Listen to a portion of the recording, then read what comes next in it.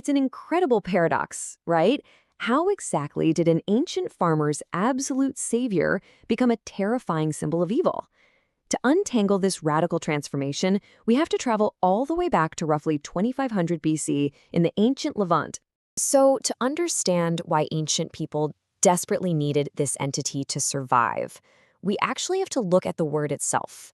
You see, long before it was this terrifying proper noun that strikes fear into people, Baal was just an everyday Semitic word. It literally just meant lord, master, or husband. It was a super versatile title. They used it for local kings, regional spirits, and eventually one specific dominant god. Now picture living in the Canaanite and Phoenician Levant.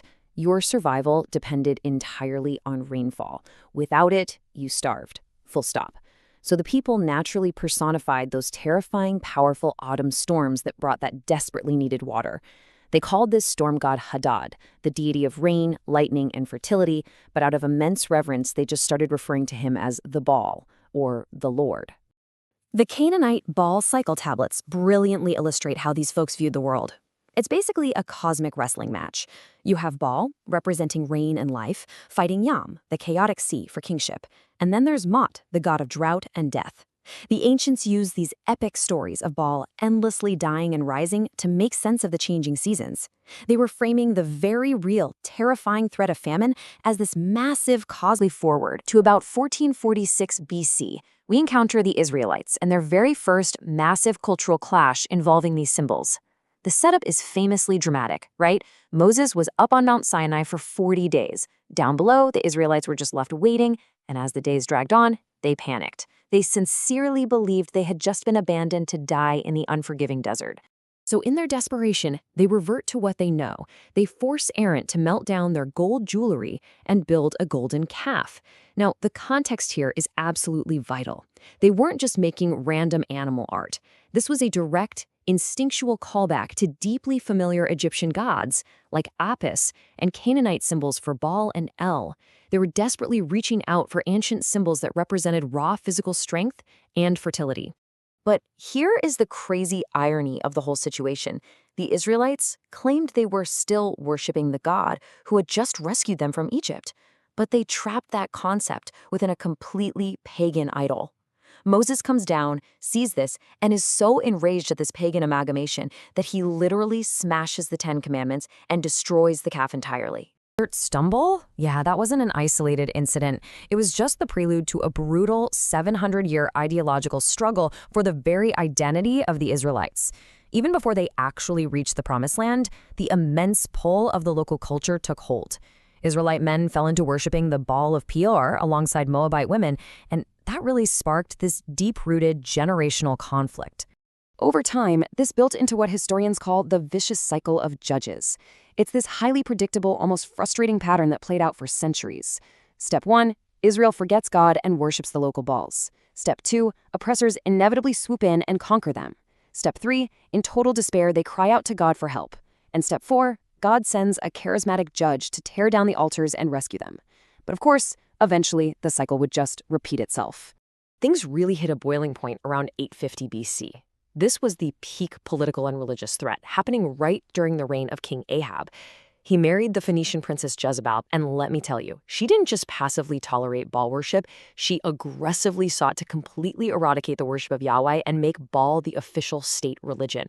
And she was ruthless about it, even murdering the prophets of Yahweh. This immense tension directly culminated in the prophet Elijah's incredibly dramatic, supernatural showdown on Mount Carmel against exactly 450 prophets of Baal. It was literally the ultimate high-stakes contest for cultural and religious supremacy. Okay, so after this massive 700-year historical conflict between these two systems of belief, we have to pause and ask the million-dollar question. How exactly did the Lord of the Rain, this deity of storms and agriculture, transform into a literal devil? The answer to that demonic transformation actually lies in a super clever linguistic tactic. Take the Philistine god Baal-zebul. Respectfully, that meant Lord of the Palace. Well, as a form of cultural mockery, the Israelites changed a single letter. They started calling him Baal-zebub, which literally translates to Lord of the Flies. It's essentially ancient trash talk. They were weaponizing language to completely diminish and humiliate a rival god. Fast forward a few centuries, and the original context of that joke is completely lost, but the name absolutely sticks. This simple linguistic mockery evolved directly into the name Beelzebub, and that permanently cemented the former Canaanite rain god as a high-ranking demon, or sometimes even Satan himself, within later Christian tradition. Looking at the big picture, tracing this grand historical arc from 2500 BC through the Golden Calf and King Ahab, we see this persistent cultural battle.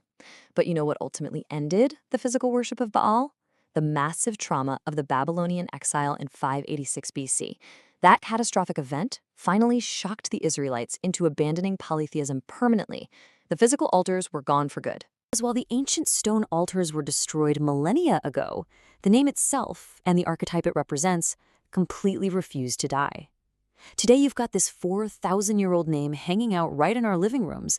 It's been resurrected as an archetype for ultimate power and destruction in massive global entertainment franchises.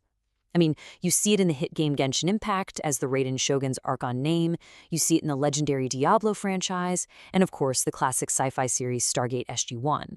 The name still carries this immense heavy weight. Which brings us to the end of our explainer today, and it leaves us with a truly fascinating, provocative thought to chew on. If an ancient farmer's desperately needed rain god, a literal symbol of life and survival, was so thoroughly transformed over the centuries into our ultimate villain, how will future generations misinterpret the symbols we rely on today? It really makes you wonder what our cultural legacy is going to look like thousands of years from now.